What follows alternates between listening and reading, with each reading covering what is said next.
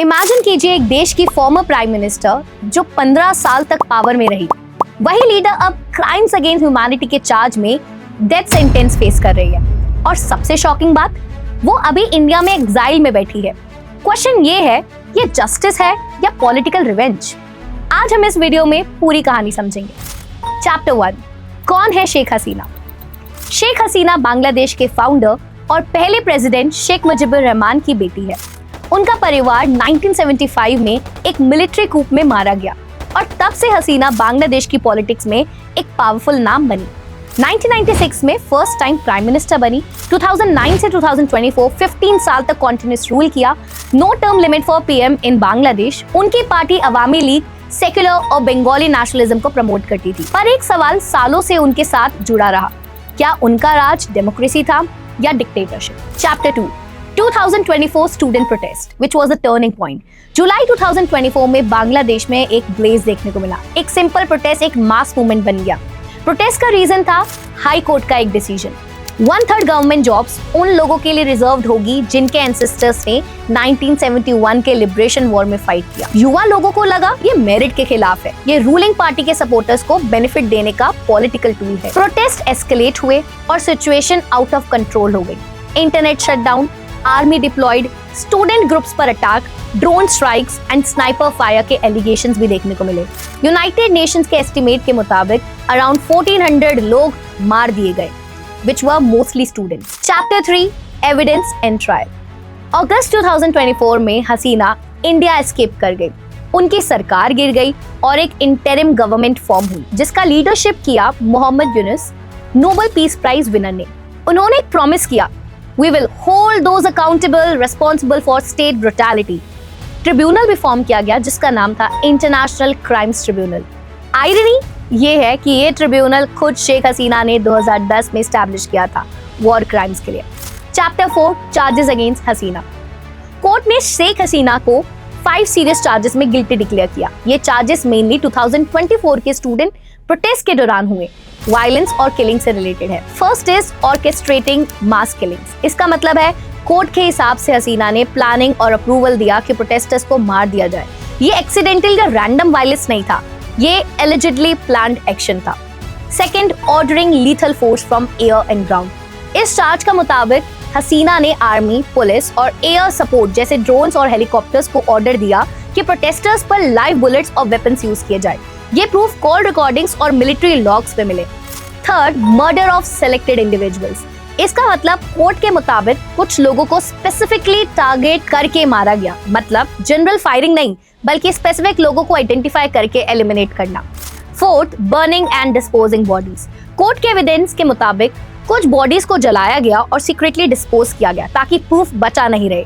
ये war crimes और crimes against humanity में काउंट होता है। Fifth, coordinated crackdown. कोर्ट ने कहा कि पूरा क्रैकडाउन एक ऑर्गेनाइज्ड और कोऑर्डिनेटेड ऑपरेशन था, सिर्फ स्पॉन्टेनियस रिएक्शन नहीं। अब देखा जाए कि इनको पनिशमेंट क्या मिली।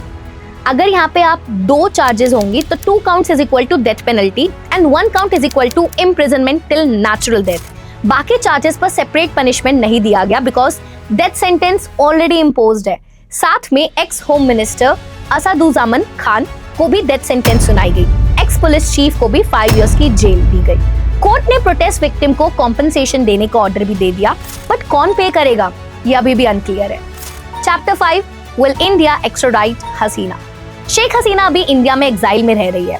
अब सवाल ये है, क्या इंडिया उन्हें बांग्लादेश भेजेगा ताकि उन पर पनिशमेंट अप्लाई हो सके? इसको एक्स्ट्राडिशन कहते हैं।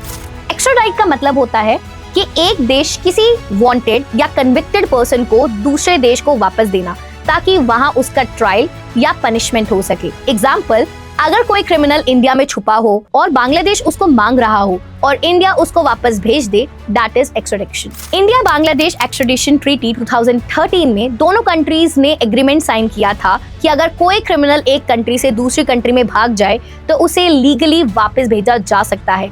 लेकिन एक इम्पोर्टेंट क्लॉज है, अगर क्राइम पॉलिटिकल नेचर का हो तो एक्स्ट्राडिशन मना किया जा सकता है। एक्सपर्ट्स क्या कह रहे हैं? ज्यादा एक्सपर्ट्स का मानना है मोस्ट प्रोबेबली हसीना को एक्स्ट्राडाइट नहीं करेगा। रीजन, इंडिया हसीना रिलेशनशिप स्ट्रॉन्ग है। हसीना पावर में थी तब इंडिया और बांग्लादेश का रिलेशन काफी स्ट्रॉन्ग था। इंडिया ने उनका रूल में सपोर्ट भी किया था। बांग्लादेश में अभी भी पॉलिटिकल इंस्टेबिलिटी है, वहाँ इंटरिम गवर्नमेंट है, इलेक्शन 2026 में होंगे। इंडिया एक अनस्टेबल गवर्नमेंट को फॉलो नहीं करना चाहता। India wait and watch mode में है। इंडिया ये देखना चाहता है कि बांग्लादेश में अगला प्राइम मिनिस्टर कौन बनेगा, तब वो डिसीजन लेगा। इसलिए चांसेस काफी कम है कि इंडिया हसीना को अभी बांग्लादेश भेजे। Chapter 6 Hasina's reaction. शेख हसीना ने कोर्ट वर्डिक्ट के बाद साइलेंस नहीं रखा। उन्होंने सामने आके एक बोल्ड स्टेटमेंट दिया। This tribunal is illegal and politically motivated. ये ट्रायल फेयर नहीं था और चार्जेस फैब्रिकेटेड है। उन्होंने कहा कि जज पॉलिटिकल एजेंडा फॉलो कर रहा था और कोर्ट ने डिफेंस को डॉक्यूमेंट्स एक्सेस नहीं करने दिए। विटनेसेस को थ्रेटन किया गया और उन्हें कोर्ट में फिजिकली अपीयर होने का मौका भी नहीं मिला। हसीना का फाइनल लाइन सबसे ज्यादा वायरल हुई, I am ready for justice but in a real court. Bangladesh में लोगों ने इस स्टेटमेंट को दो तरह से देखा। कुछ के लिए ये ब्रेवरी था और कुछ के लिए political drama. Chapter 7 fair trial और पॉलिटिकल रिवेंज। कोर्ट के डिसीजन के बाद दुनिया भर में एक बड़ा डिबेट शुरू हो गया। Human rights watch, amnesty international और इंटरनेशनल एक्सपर्ट्स कह रहे हैं कि ये ट्रायल फेयर नहीं था। विटनेसेस को डराया गया, डिफेंस टीम को प्रॉपर चांस नहीं दिया गया। हसीना को कोर्ट में प्रेजेंट होने के बिना ट्रायल चलाना डेमोक्रेसी में अनफेयर माना जाता है और डेथ पेनल्टी इंटरनेशनल लॉ के अकॉर्डिंग एक्सेप्टेबल नहीं है। लेकिन दूसरी तरफ जो लोग प्रोटेस्ट में इंजर्ड हुए, जिन्होंने फैमिली मेंबर्स को खो दिया, उनका कहना है कि अब फाइनली जस्टिस मिला है। उनके लिए सिर्फ पनिशमेंट नहीं, क्लोजर है। Chapter 8 what happens next. Court के डिसीजन के बाद बांग्लादेश में चीजें काफी फास्ट चेंज हो सकती है। ये वर्डिक्ट के बाद कुछ इंपॉर्टेंट रिएक्शंस हो सकती है, जैसे प्रोटेस्ट हो सकती है। बहुत लोग सपोर्ट में हैं और बहुत लोग अपोज कर रहे हैं, इसलिए सड़कों पर प्रोटेस्ट हो सकते हैं। लोगों में डिवाइड बढ़ सकता है। कुछ लोग कहेंगे जस्टिस हुआ है और कुछ बोलेंगे ये अनफेयर है, जिससे कंट्री में ओपिनियन डिवाइड हो जाएगा। 2026 इलेक्शन पर डायरेक्ट इम्पैक्ट होगा। ये डिसीजन वोटर्स का मूड चेंज कर सकते हैं। इलेक्शन रिजल्ट अलग डायरेक्शन में जा सकता है। इंडिया पर डिप्लोमेटिक प्रेशर, क्योंकि हसीना इंडिया में है और बांग्लादेश के लीडर्स और मीडिया इंडिया से डिमांड कर सकते हैं कि उन्हें वापस भेजा जाए, तो इंडिया को सोच समझकर हर स्टेप लेना पड़ेगा। साउथ एशियन पॉलिटिक्स बदल सकती है। बांग्लादेश के पॉलिटिकल पावर चेंज होने से नेपाल, इंडिया, चाइना जैसे नेबरिंग कंट्रीज के रिलेशन और स्ट्रैटेजीज भी अफेक्ट हो सकती है। एक और बिग अपडेट है कि बांग्लादेश के 1.5 करोड़ 15 मिलियन ओवरसीज वोटर्स जो फॉरेन में रह रहे हैं, अब पोस्टल वोटिंग कर सकते हैं। मतलब वो घर से ही वोट भेज सकते हैं और यही वोट्स 2026 इलेक्शंस में गेम चेंजर बन सकते हैं। अब सवाल ये है, क्या ये सच में जस्टिस है या फिर एक पॉलिटिकल रिवेंज जो पावर स्ट्रगल की वजह से हुआ? कमेंट्स में आप बताओ, जस्टिस और रिवेंज।